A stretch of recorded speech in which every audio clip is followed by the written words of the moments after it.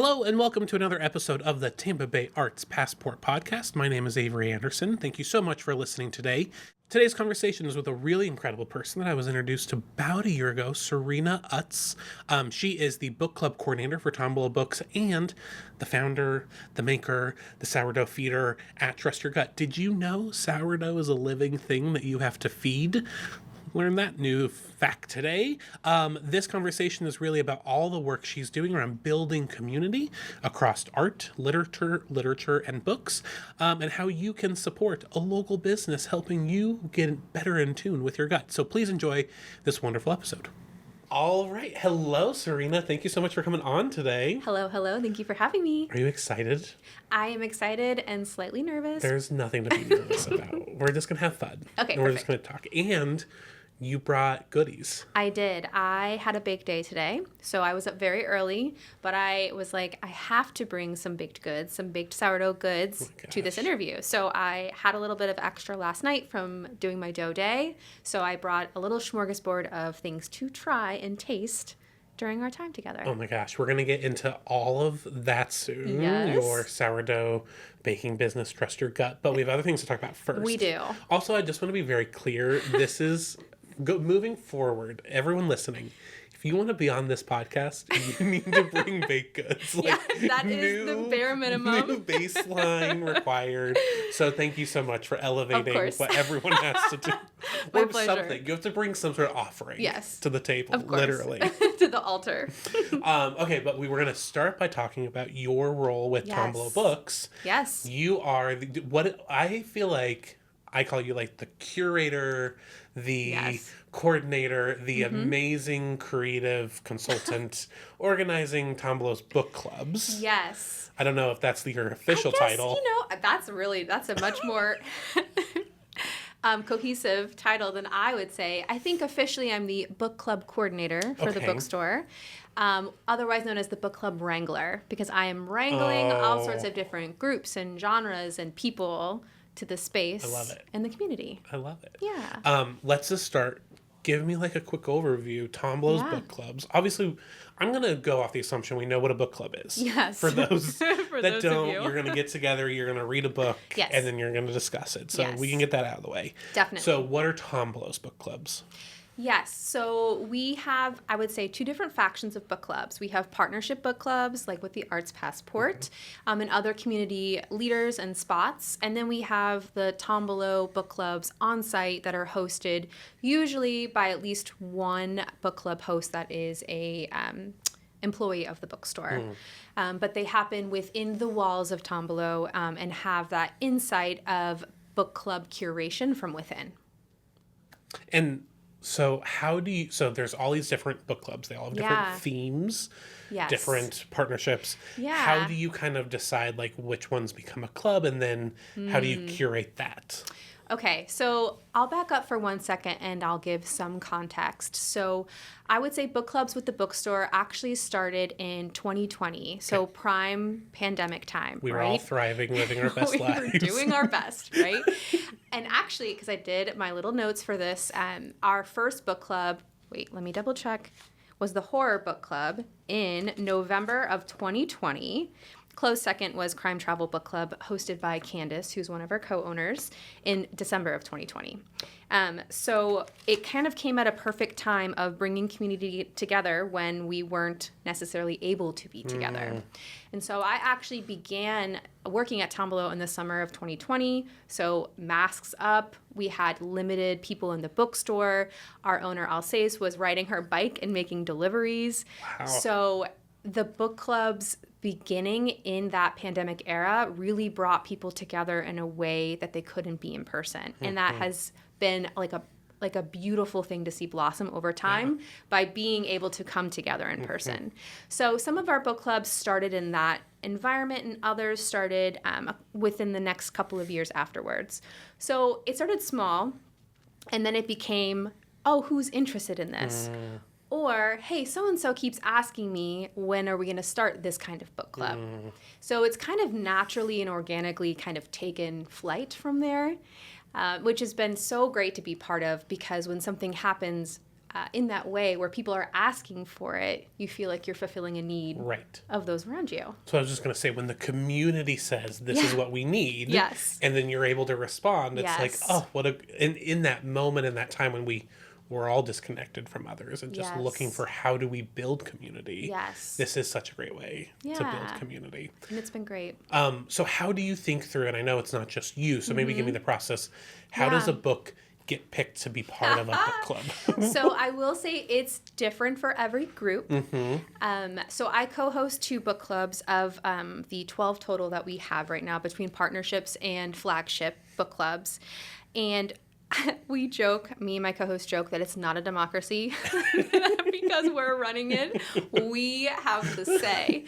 So, you know, we say that lovingly and jokingly. But if we really don't want to read a book, we're not going to be Like, I don't want to read that. Other book clubs like to take input from their members, where once a year there's like a month where they vote on a book.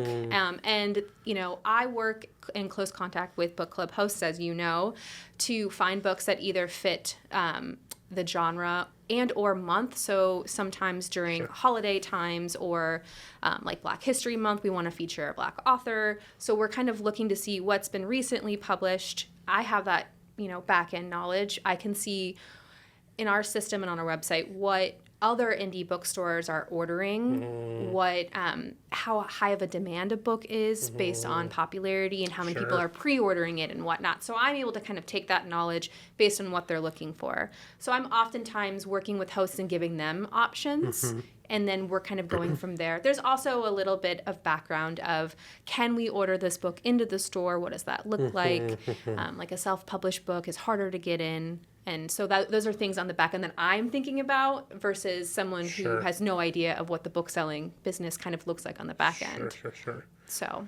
Yeah, we had a holiday party a couple months ago when all the book club hosts got together, and we were like talking about like, oh, how do you pick them? How do you... And some people it's very democratic, where there's like voting. Mine is very authoritarian.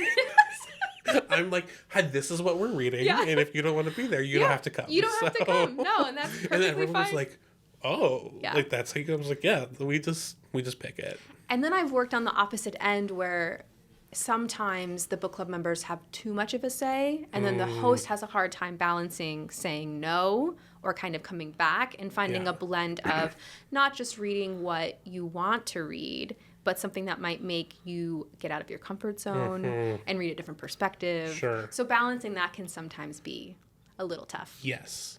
And I know with Arts Passport, we run the gamut on what we read because it's connected to the activity, the event we're doing. So we read everything from like AI is taking over the world to connect us to like Greek mythology. And so we're all over the place. But give me a rundown on like, what are the other book clubs? Because they're all themed around different topics. And... Okay, you're testing my memory. So off the top of my head. So we have 5 partnership book clubs, but we have 7 that are Tombolo branded. So, okay, 7. We have the Horror Book Club, the Crime Travel Book Club, the Tombolo Book Club, Science Fiction Book Club, Fantasy Book Club, Romance Book Club. Oh, no. Middle Grades Book Club. Amanda, I'm so sorry. I know. I remembered. So we have 7. Okay. So we are obviously kind of hitting those major genres through those kind of 7. I will say the Tombolo Book Club reads a lot of more literary fiction and or up-and-coming new books, but that are also related to our really amazing, wonderful, blossoming events schedule and programming, because we do have authors in the store all the time and doing author events, so it's a really great crossover there. But if you're going to go to the Horror Book Club, you're going to read horror. Imagine that. Yeah, you know, we're very straightforward with the names of these book clubs and what you're getting. But, you know, each book club hopes to achieve something slightly different. As the co-host of the Science Fiction Book Club, Nicole and I really want to make sure that we're picking books that are diverse, that are accessible, because as a reader growing up, science fiction felt so out of reach. It felt like I wasn't smart enough to read science fiction. And it was a bunch of men. Like, what I was exposed to when I was younger was a bunch of older white men writing science fiction. I was like, I don't have the brain capacity. I don't feel smart enough to read this. And that's so not true. Yep. And so we also try to read across sub-genres of science fiction. So not just hard science, not just alien contact. You know, we just finished a book last month about AI robots. And, you know, having romantic partners, which is like pretty prevalent right now with AI. So we try to kind of hit all subgenres while also having diverse authors and perspectives within our club. I love it. Yeah. I wanted to ask about, because maybe there's some listening to this who have never been to a book club before. Please come. Please come. But, like, what does the discussion look like? So, you're reading the book, you're, like, getting together, and what happens? For those that don't know. Yeah. So I want to be very clear that we are very inclusive when it comes to book clubs. It's okay if you hated the book. It's okay if you didn't read it. If you didn't finish it, if you're coming just for the vibes. I've had people come to book club that are like, oh, I just happened to be by. I'm sitting in. We're like, come on in. Yeah. And so I'll speak from my perspective. For fantasy book club and science fiction book club, we go around the room, go around in a big circle. We just sit in a big circle and look at each other. And we give our thumbs up, thumbs down, 2 thumbs, no thumbs, and just like kind of your hot take. What did you feel about the book? What did you like?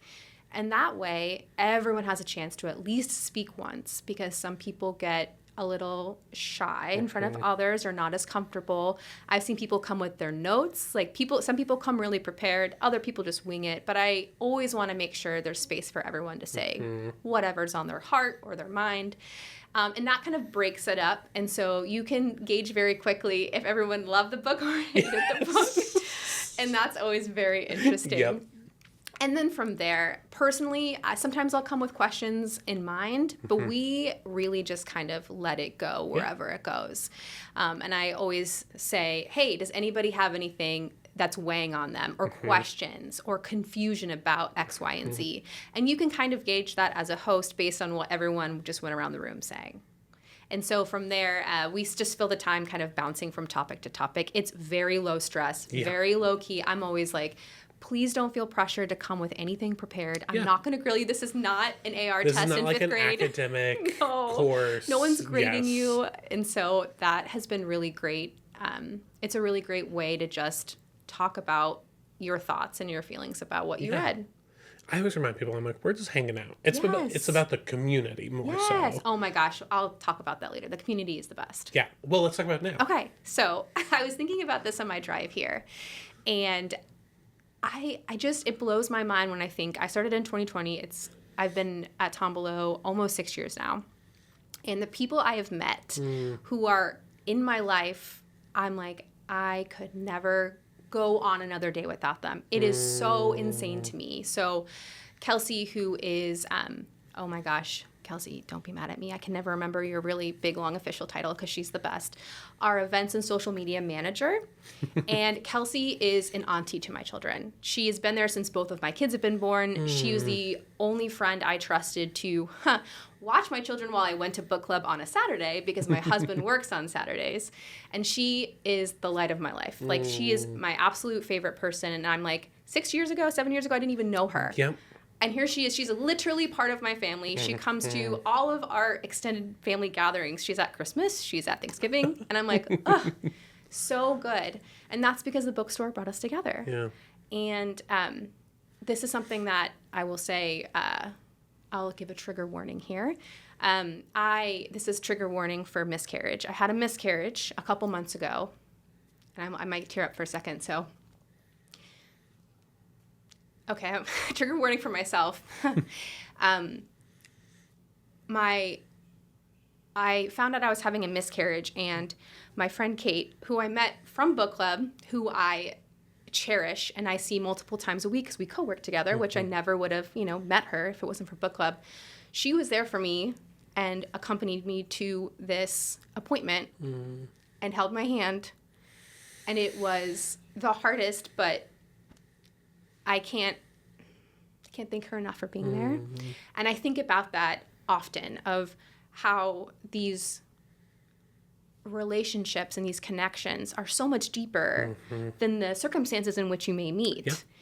And I am so thankful for books, for the community, for bookstores, for just like-minded people being able to have a space to come together and then over time establish friendships and connections that are so much deeper than the books that brought you together. And for that, I will always be so grateful for. Oh my goodness. And I'm like, I could cry. If you're watching this, I will cry, probably later on my drive home. Thank you so much for sharing that story and for trusting me with it and trusting us with it. And just, it's because it's such a good reminder of like, that's what community is. Yes. And that's what I think we as people are just looking for right now is we're just looking for like-minded people that we can come together with. Yeah. And just lean on one another. And there's something miraculous that happens when you let down those walls and show that vulnerability. Because I think people naturally step up. Like, because we want to help each other. Of course. And I think we live in this time where it's just, so, speaking for myself, so fast-paced. And there's so much discord out there and noise that it's really hard to slow down and remember that we're all human. I'm human, you're human. Yes. And we're just all going through it together. Yes. And I think that's what I love about community. I love about these book clubs is they bring strangers together in so many different ways. And I love that you said it forces you to slow down. You have an hour once a month, maybe more, if you come to multiple book clubs, where you get to be in the company of other like-minded people, where you can just have an easy conversation and you can let go of all the hustle and bustle and all of the things that are on your to-do list or all the things that are weighing on you or all of the things social media is flashing in your face, and you get to be present. And it's so lovely. It is. Okay. Before we move on, I want to ask a controversial question. Oh, gosh. Do you have a favorite book club that's not your own? I was going to say, my book clubs are obviously the best. Like, I threw that in. I was like, no. Yeah, you should come to Fantasy Book Club and Science Fiction Book Club and all of the others. Do I have a book club? It doesn't have to be a Tombolo book club, I guess. Okay. Well, Make it easier so no one has to have hurt feelings. Okay, then I would say my favorite book clubs, and this is going back, it does no longer exist, but when I was teaching, I was an fun fact, I was an educator for 9 years and a literacy coach, so shout out to the public school system. I would do book clubs with my students. So I taught 5th grade for 3 years before I moved to middle school, and I would do after-school book clubs, and it was the best. It was me and 5 or 6 kids, 10-year-olds, and we would read books and just chat about them. It was so nerdy and so sweet, and it was so great. I would bring snacks, and we would just read books together. And then when I taught middle school, I taught mainly 8th grade, but I had a 6th grade gifted class that I taught. And there was this girl, Lily, and she was just the best. And she was a big reader. She reminded me a lot of myself when I was that age. And she would share the books that she was reading with me, and then I would read them with her, and we would just chit-chat about them during the class period that I had her. Keeper of the Lost Cities is a great middle grade book series, by the way. And that was just the light of my day because we just got to chit-chat and have a great conversation about books, and it was a nice little escape. So I guess my favorite book club are those with young and upcoming readers. I love that. Yeah. What a diplomatic answer and a good answer. I have to be neutral, although my book clubs are the best book clubs. Just setting the record straight. I guess the Arts Passport is pretty close. No, it's okay. Our book club is wild and weird, and we're all over the place. And truly, it's I'm like, hi everyone, this is what we're doing. Hope you like it. Have fun. But I will say, on the whole, we have built I would say about a dozen folks that come every time. Oh my gosh, and they're really into it. Oh my gosh, regulars of book clubs are a great thing. Yes. They're the best, and all of the book clubs have their regulars, and they have so much to say, good and bad, but it's just so cool to see people who have been coming regularly to a book club for years. That's just so awesome. Yeah. That's when real community is built up. Yeah. I'll share real quick, not to put him on the spot. We have a regular member, John. We all love John. John came to our first book club, stumbled in because he just saw the poster at Tombolo, and we were at Free Fall Theater, and it was me and love my book club, everyone, so please don't get mad at me for describing more mature ladies. Okay. That's who my book club is. And Seasoned. with seasoned ladies, yes.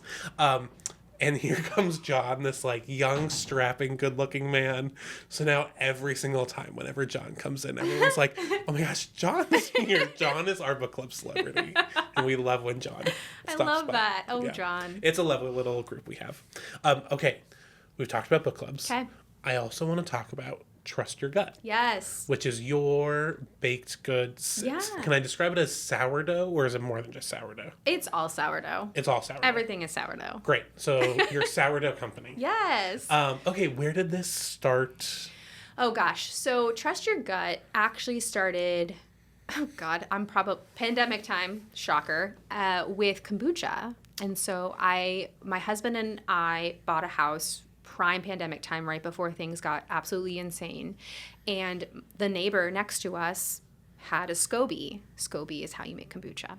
And she gave me the SCOBY with her instructions, and I just kind of self-taught myself how to make kombucha. And of course, as any eldest daughter, first child, has to be the best at everything, type A, I'm like, oh, I'm going to make so much kombucha. And I did. And we love kombucha. It's kind of taken a back seat because it has evolved from trusting your gut, so like, probiotics and whatnot that's in kombucha, to being gut healthy with sourdough. So it's like fermentation is kind of the thing at play here. Okay. And I've always been a baker. I've always loved to bake. And I got into sourdough, not during the pandemic actually, which I know a lot of people did. Yeah. I got into it from a friend a little bit over 2 years ago, and then it just blossomed from there. And then people kept asking me for more bread, and then it wasn't just my friends anymore. And so I was like, okay, I'm bringing bread to the people. And I know that there are tons of people out there who do this, but it's really cool to serve and be specifically in the St. Pete area and community. I have made so many great connections and met so many wonderful people. Sometimes from word of mouth. I literally had someone, speaking of books and how all of this connects, I have a free little library, no surprise, in my front yard, and I have it registered with the little free library website, so you can look them up and see where they are. So there was a woman who saw me delivering bread in my front yard to somebody else, but she was a regular at my library. She said, oh my gosh, I've been looking for sourdough since we moved from San Francisco. I said, well, here I am. And you're like, here I am. And she has been regular. Shout out to Stacy. You're the best. Stacy has been a regular ever since, and she works in therapy in the community. So I'm like, oh my gosh, here we are. I get to meet everybody at my front yard. I love it. By my mailbox, by my free little library. Being able to serve bread and books and how they intersect has been so cool. And so here I am, just continuing to do markets and breads and feeding. I like to feed people. It makes me happy. I really hope you have a shirt and a bumper sticker that just says bring bread to the people. Bring bread to the people. I need to make one. I love it. Yeah. So this was just kind of a natural business that just bubbled up and started. Because why not have something else that I do? Yeah. Okay, I'm going to be so dumb. Walk me, sourdough is bread. Okay. Yes. Yeah. So sourdough is a culture. And it's alive. Okay. I feed it. It grows. I feed it. Yes, I'll have to send you somebody. Yes. Okay. This is where people lose it and they're like, okay, maybe I'll just buy the sourdough and not make it myself. Yeah, so it is wild yeast. So I'm sure you've seen packaged yeast or in a jar from the fridge. That's commercial yeast. Okay. But wild yeast is in the air. This is going super crunchy here. And what I do to feed my starter is I take water and flour and the starter culture, and I just mix it together and I let it grow. It peaks, it's happy and it's bubbly, it gurgles, and then I use it in the bread. Okay.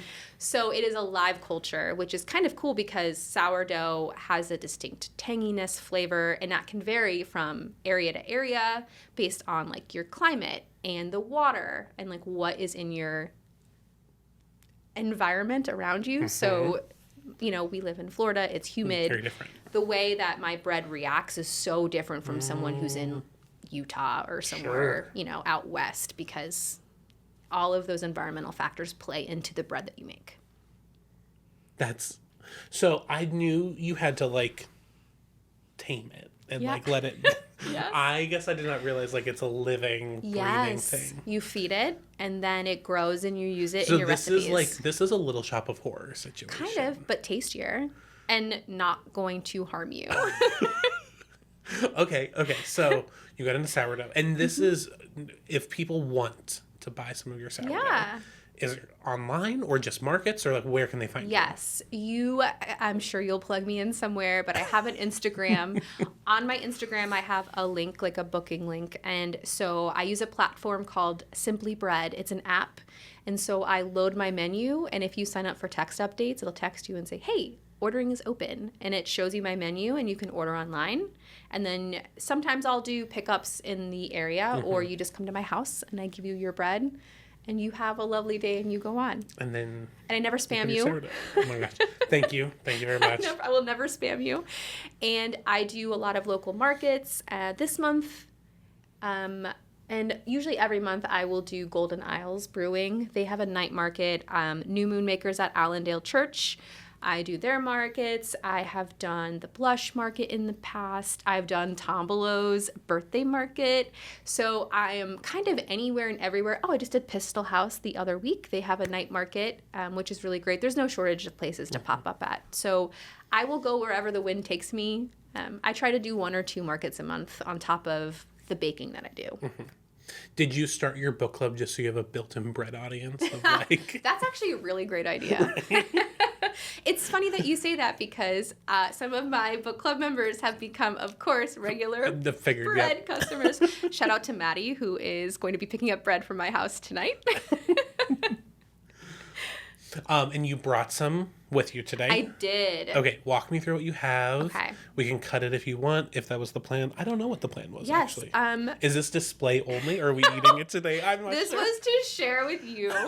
I was like, why would I not bring I was some? like, wait, as I said, I was like, wait a second. This we is never not, talked about this is only for the camera. Well, I wasn't sure, actually, and then I was like, wait a second. Hopefully I didn't, like, just make this awkward. So I normally, so it's changed over time. And what has worked for me recently is I bake twice a month. So 2 Fridays of the month you can pick up. And I try to do seasonal flavors. I'm inspired by what's happening, and I try to keep it, mix it up. So it never gets too boring. So I always try to have some kind of something different. But of course I have things that everybody loves. But this week I had some orders. I have some rye bread. Okay. For here, I have a classic is a chocolate brownie loaf. Mm-hmm. And I have this lemon poppy seed little mini loaf. So these are all just kind of extra breads that I had from this week. So I was like, oh, I'll make teeny tiny little loaves and I'll bring them to share. Oh my gosh. Yes. So you can taste test them. Yeah, let's do it. Yes. Okay. Which one do you want to start with? You tell me. I'm going to let you drive the bus. Okay, well. Because I don't know. Do you like chocolate? Oh, yeah, of course. So how long do you have to, let the sourdough mature for? Yeah. So sourdough is typically a 2-day process. Okay. And that long fermentation is what is... Show the camera. I'm showing the camera. Yes, thank you. The crumb. Long fermentation is what makes it easily digestible. Okay. And I'm sure you've heard the quote, it's gut healthy. Yeah. Right? There's some influencers that say that. And so... that is why sourdough can be something that sometimes people with a gluten sensitivity can ingest because it has that easier digestibility to it. Mm-hmm. But it's at least a 2-day process. So day 1 is dough day. That's where I make all my dough. I mix it all up. I am still doing everything by hand. I'm waiting for my taxes to be done to know if I can afford a mixer. Oh my gosh. My hands are tired. We need to get you a mixer. My wrists, I'm like, oh my gosh. Wait, you're doing all this by hand? Yes. My good old whisk and my arm strength. Gosh. Yes. So it's literally a labor of love. So dough day is day 1. And then day 2 is bake day. So today was a bake day. Okay. So I was up early. Today was I was up at 5 a.m. getting all my bakes done. Because after this, people will come by my house and pick up their orders. Yeah, because they want it when it's fresh. And, yeah, of course. So 2-day process. And then I would say maybe two and a smidge. Because the night before I do my dough day, I calculate all of the orders I have and I feed my starter accordingly. So I have enough starter. Okay. So I have a pretty big clear plastic bin, and I'll feed it, and it'll grow, and then I use that when I make my bread the next day. Oh my goodness. Yeah.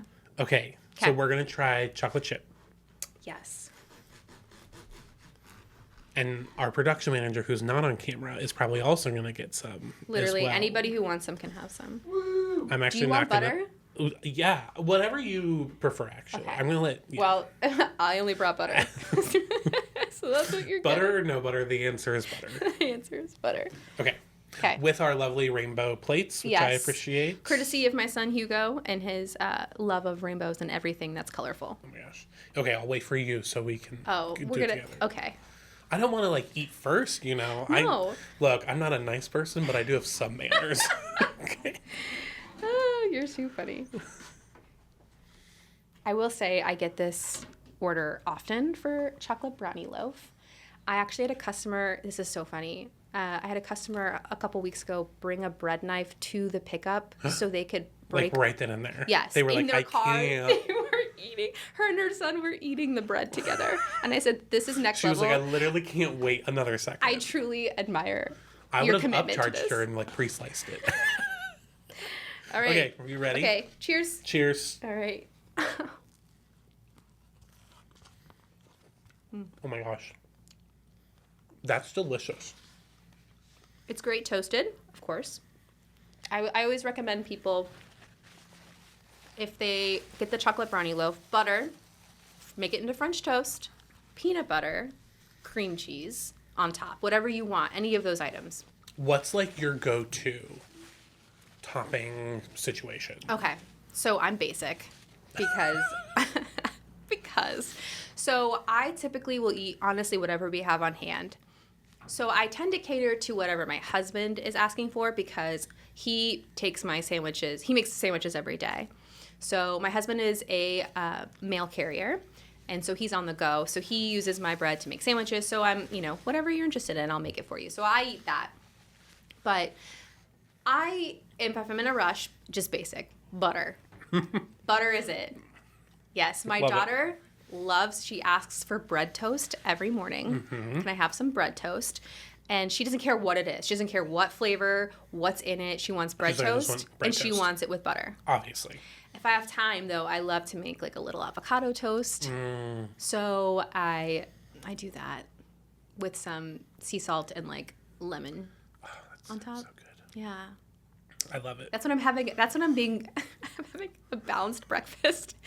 When you're like, I'm taking time for myself. Yeah, time for myself. I'm feeding myself breakfast. Yeah. Isn't that funny? You're like, well, time for myself is just like eating. Basic right. self-care. Welcome to 2026, everyone. Mm-hmm. Okay, so wait, one more question. Because I'm just like, so look, I don't cook. I know like how to go to Publix and buy a cake mix and do that. I got that down pretty solid. Yeah, you can follow instructions. Yeah, well, not really, but I'm like, sure. Because then I get home and I'm like, oh, olive oil. Yeah, I can substitute that for like water. That's fine. And then it never. So not really. So obviously the sourdough, the dough is one flavor. Yes. How do you get the variety of flavors here? Yes. That's where my brain is going right now. So a basic sourdough loaf is starter, water, flour, salt. Okay. That's it. No That's that's sourdough. It. That's sourdough. Like a basic sourdough artisan loaf. That's it. Then you can do inclusions. That's the official term, where you mix in other items. So if I'm making a jalapeno cheddar loaf, for example, I will do a basic recipe, like I just said, water, salt, flour, starter. And then during the stretch and fold process, where you're building the gluten and the strength of the dough, that's when I put in the shredded cheese and the jalapenos, and I basically fold it in so it's evenly distributed. Delicious.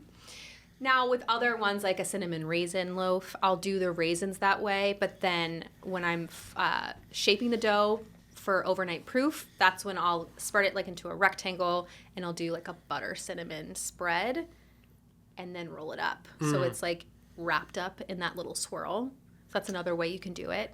But for something like the chocolate brownie loaf, when I am mixing the water and the starter to begin with into like a liquid form, that's when I add the sugar and the cocoa powder, and then I add the flour, and then during the stretches and folds, I add all the chocolate chips.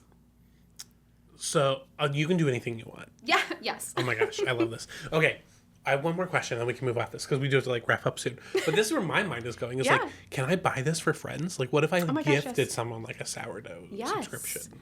Oh my gosh, that sounds great. Right? Because I'm like, because I'm not here all the time, obviously, because I'm crazy. But like, maybe I don't know where I live.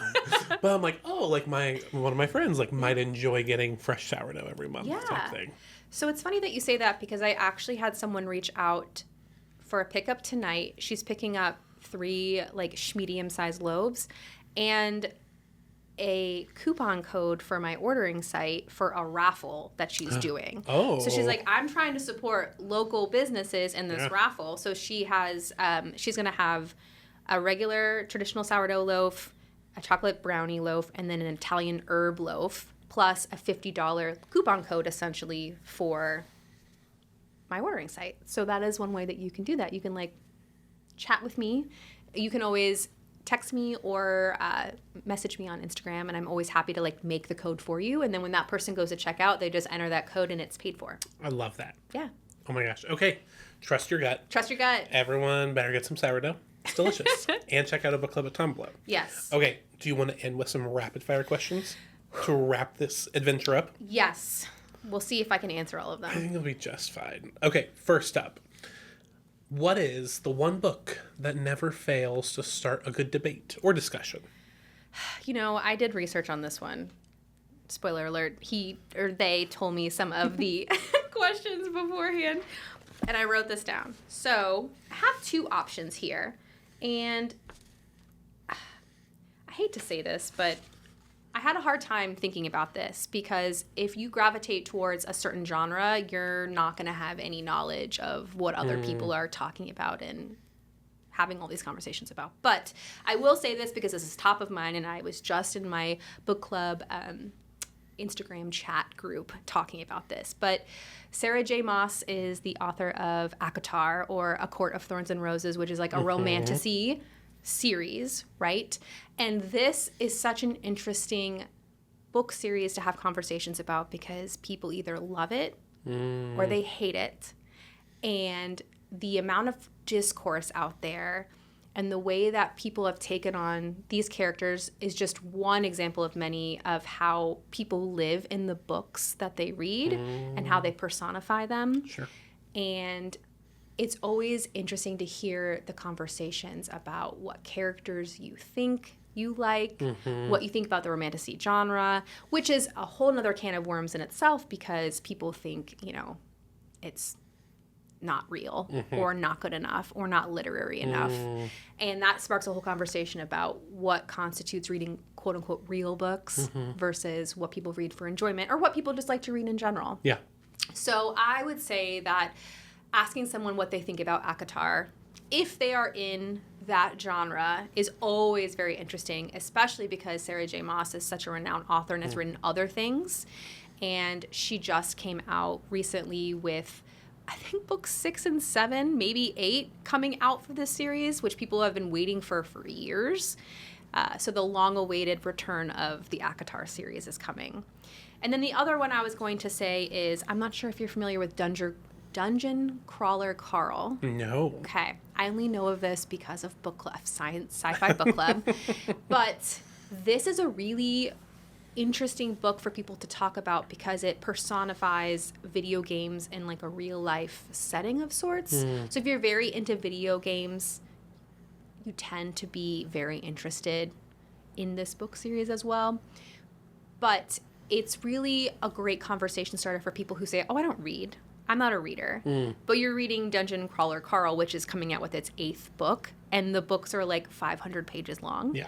So it's a really great conversation into what constitutes someone who says that they aren't a reader and why, and what they constitute as being good enough for your reading material to kind of make the cut. I don't know if I answered your question. That was a very long-winded response. No, you definitely did. I appreciate it. Was it rapid fire? No. Was it an answer? Yes. Sorry. No, I'm just joking. Okay, 2 more, then we'll wrap it up. Okay. What is your go-to reading snack? Okay. Oh, in general. Well, I told you from your bakery. You did. And I typically read when I'm eating lunch So Okay. that's my time to like do 2 things at once that are scheduled. And so I'm usually eating like bread with scrambled eggs or cheese or something to like make it a meal Okay. as I'm eating and reading at the same time. But I will say I make sourdough scones, and those are great to have with a morning coffee while you're Oh my also reading gosh. your book on a weekend. So that's like a nice way to tie them together. So many good treats. Yes. Okay, and then lastly, you could host a book club with any 3 St. Pete locals. I don't know. Who is coming to the book club? I have no idea. I thought about this and I said, I just want to read books with people who want to read the same books I do. I don't care who you are. I don't care what your background Like, I is. really don't care. I really don't care. I'd rather just have a diverse perspective. I thought about this and I was like, I don't have an answer. I really don't. I'm open. Whoever wants to come to book club. Well, what a nice answer. I'd be like, this person, not this person. No, I'm just joking. I'd be like, no. Yes. Well, thank you so much for chatting today. Oh my gosh. Thank you for having me. You are amazing. Thank you. Please check out book clubs at Tombolo Yes. Books. Please come to book clubs. Even if you just want to hang out and Yes. chat for a little bit. Yes, or even if you want an idea of what you should read next, you can see what we are reading. It's a good idea. Yeah. And please check out Trust Your Gut. Yes. Thank you so much. Thank you, Avery. All right, Serena, thank you for bringing the sourdough. I'm going to keep munching on it as my day goes on because this was delicious.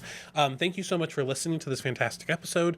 Please do support Tombolo Books. They are an amazing community partner. They do so much work for us. Please support Trust Your Gut and Serena and the work she is doing. And I just really want to appreciate Serena for the vulnerability of this conversation, for holding space with all of us, for just talking about the benefit and the beauty of building community.